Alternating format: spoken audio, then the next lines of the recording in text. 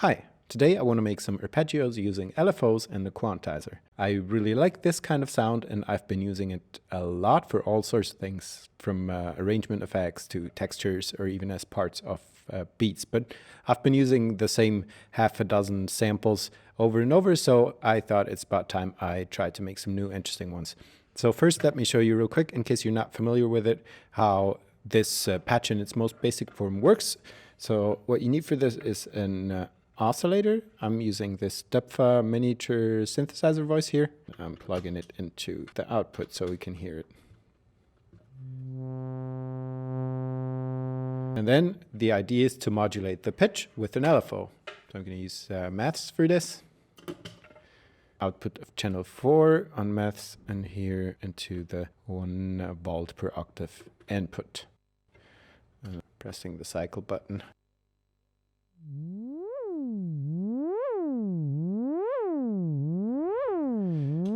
So now we get movement in the pitch, but it doesn't sound like an ARP yet. We want distinct pitches, so in between here, I'm gonna patch this DEPFA quantizer, the LFO into the CV in and the CV out to the 1 volt per octave in on the A1116. Turn the cycle on again.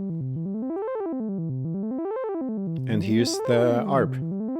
So now I can use the different controls on the maths here to change the arpeggio, for example, the attenuator here to increase the range or decrease it.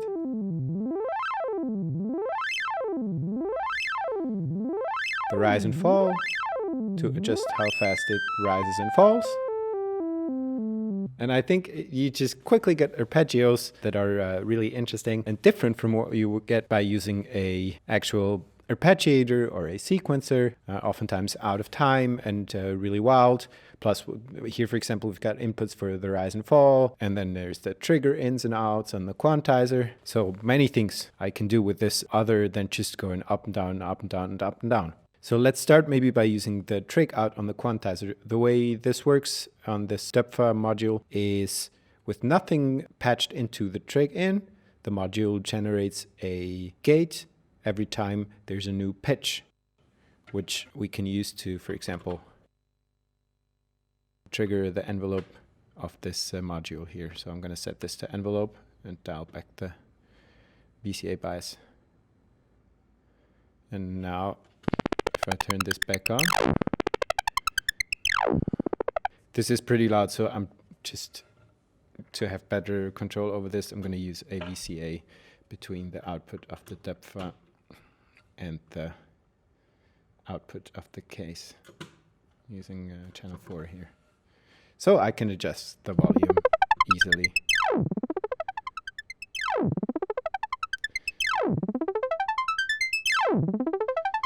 I'm maybe even gonna patch a reverb in between here.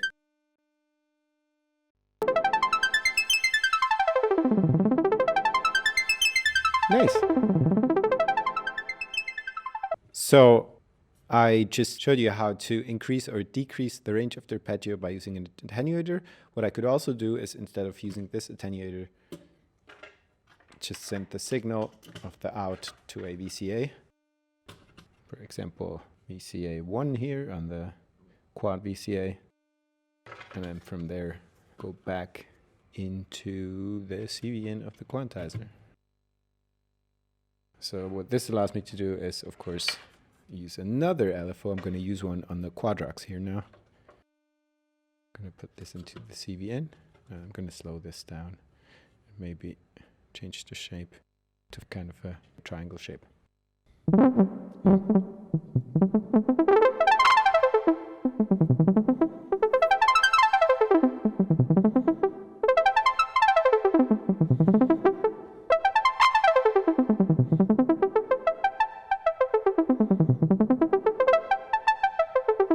I'm going to slow this down further.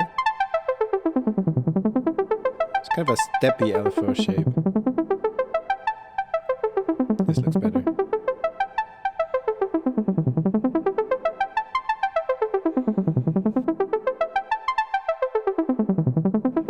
You can tell that it's not going up all the way each time. could also, of course, modulate the time of the rise and fall, or both at the same time. So I'm going to try this. Maybe I'm going to use a second LFO over here on the quadrox. I'm plugging this into this rise and fall input. And I'm setting this to LFO mode, which is the magenta light. Now the left knob sets the speed. I want this to be rather slow also. And let's have a listen.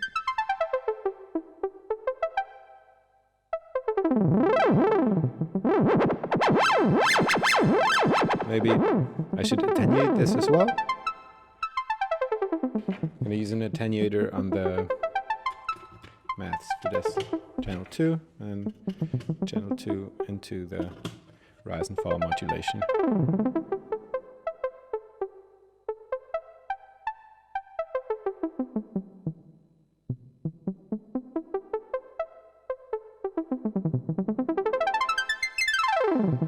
Maybe increase the release a bit now that it's quite slow. Last filter mode, but open the filter.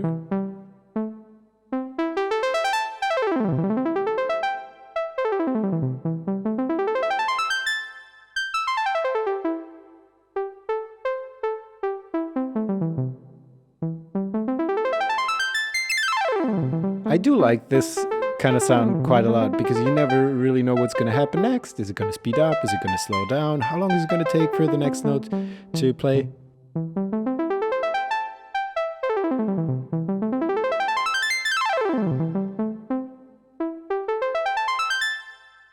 But it's still going up and down and up and down all the time. What we could do to change this is use the trig in on the quantizer. What this does is it tells the quantizer when to take its sample from the incoming voltage and determine what pitch it should send to this synth voice.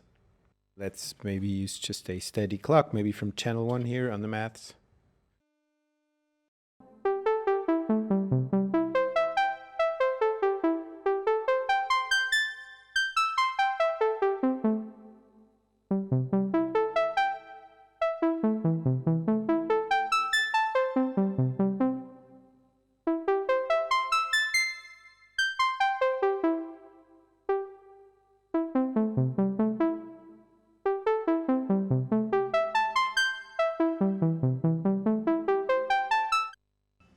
Now what we get this way is kind of a steady tempo, but the shape of the arp is different all the time. Sometimes we get larger leaps and sometimes we get a pause and sometimes it changes direction.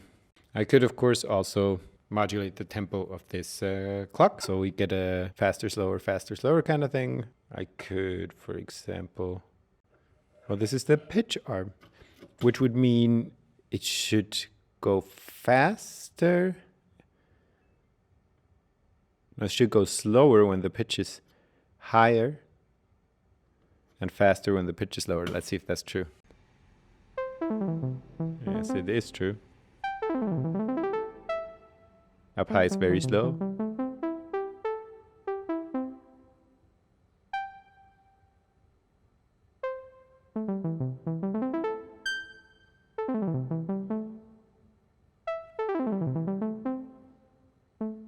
Should probably attenuate this as well.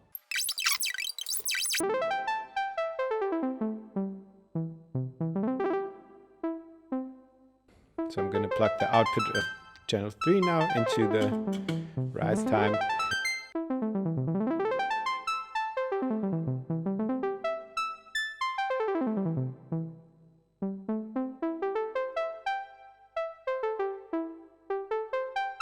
Let's do some envelope mod. There's a CB time input on the dubfa. I'm gonna use a LFO on the quadrox.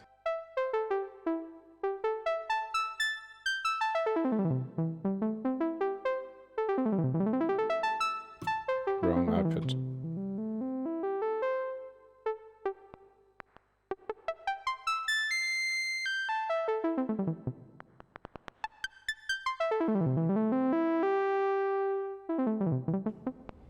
Again, kind of attenuation problem. I'm using a VCA here.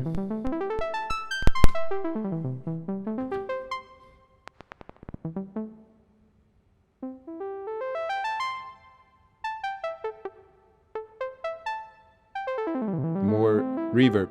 It's always nice for this kind of thing.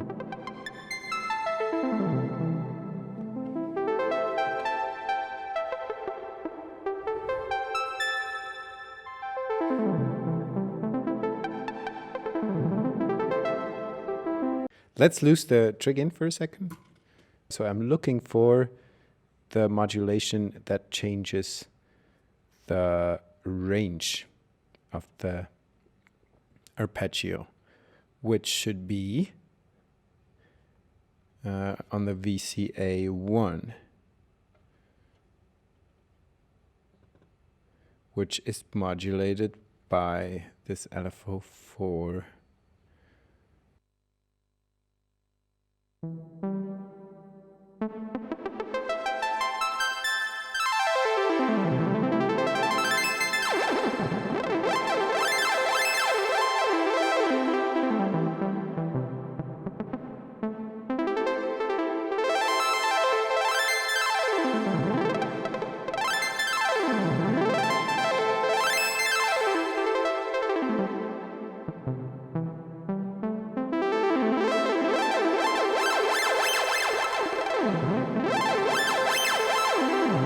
Plugging this guy back in.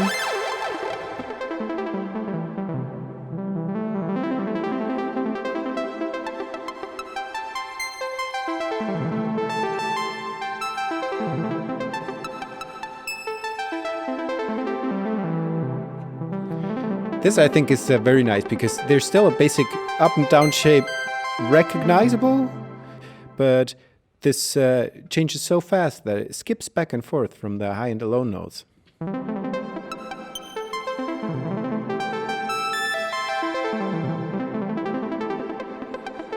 I'm guessing changing the speed of this LFO on channel 1 here should also have quite a dramatic impact on this. Oh, I have to turn this back on.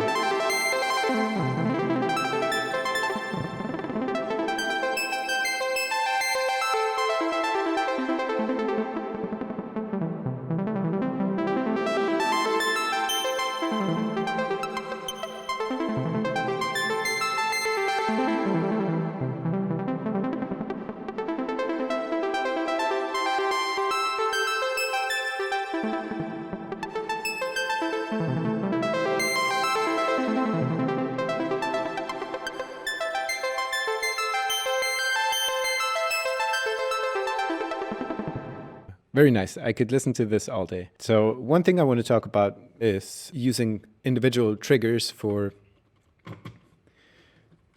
the quantizer and the gate. I would like to use something with changing speed as well. Well, maybe I can use this last LFO here. And then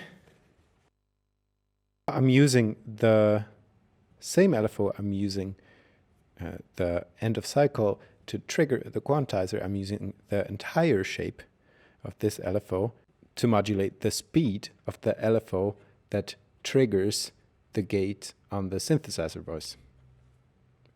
Kind of confusing, but I hope it works. To assign this incoming CV to channel 3, what I have to do is press this LED next to the rise knob of channel 3 to get into the CV mode. And then I'm picking the CVA source up here. And on the right side, I can choose the destination. In this case, I'm going to pick rise because in LFO mode, this is just the speed of the LFO. Now you can see this speed changes in sync with whatever this light over here does, which is different all the time. Now it seems to be a bit much. Maybe if I slow down the time here, yeah, but still it goes from really slow to very fast. I can attenuate this by pressing this green LED button again. So now it's only affecting it by 75% of the CV signal that's coming in. By pressing it again, it's going to be 50%. And I'm just going to have a listen to what that sounds like. What What am I missing? There's no sound. Maybe the voltage is too low. Let's see what happens if I boost it with this VCA3, which has a boost knob here.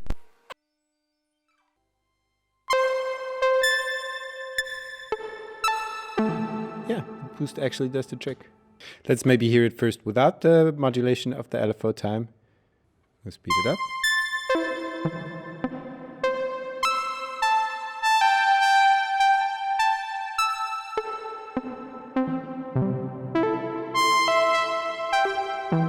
This, I think, is also interesting because the changes in pitch are not occurring at the same time as the gate is triggering the module. And it does have a steady pause. But with so many other things going on in this wild patch, maybe that's even a good thing because it brings some calm into the storm. I'm plugging this guy back in.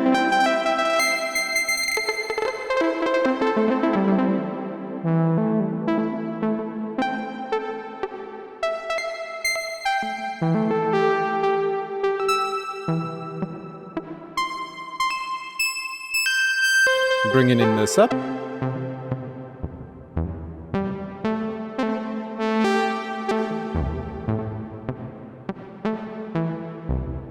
Mixing in a square.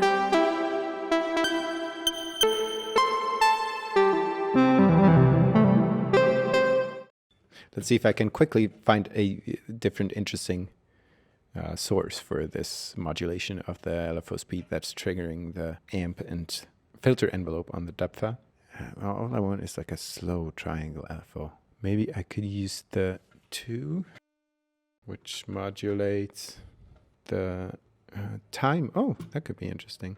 This modulates the time of the envelope on the depth. So like by plugging this into the CVA and then this back in, it should have the effect that the slower the arpeggio goes, the longer the decay time is going to be.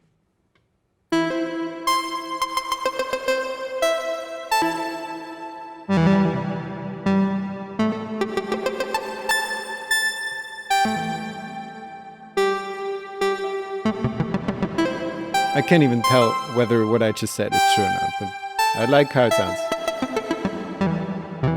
I'm going to check out what splitting this after the attenuation does. So this guy that goes to the time here, I'm going to replace with this stackable cable, and then I'm going to send the same signal back into the CVA in.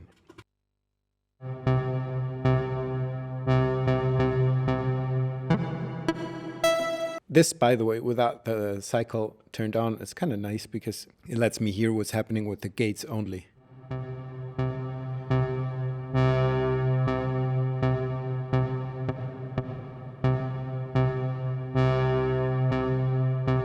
Yeah, like this is pretty easy to hear. The faster the notes keep following each other, the shorter the decay or release time is going to be.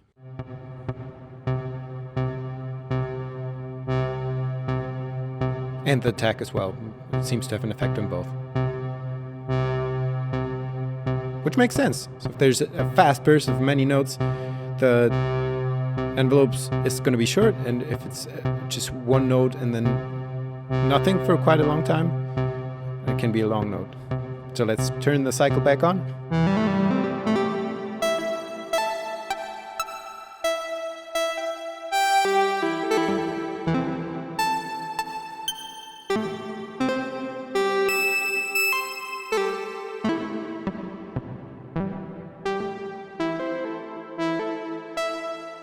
Back to just the saw with the sub.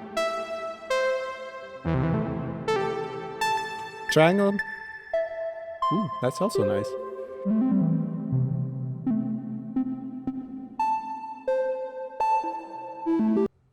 So yeah, I think there's plenty of things in here If you have any great ideas what to try out with this kind of patch, please let me know. I'm going to put together some similar patches now, but maybe use some different oscillators and some modulation on other stuff than the LFO ARP itself. And I'm not going to talk you through all of that because that's going to take forever. But I'm pretty confident that I can put together a collection of patches at the end of this video. So if you're interested in what I came up with, stick around for a moment. And I will also put a download link to some better quality WAV files in the description. So if you want to take those samples for a spin, feel free to do so. At this point, all that's left for me to do is to say goodbye and thanks for watching.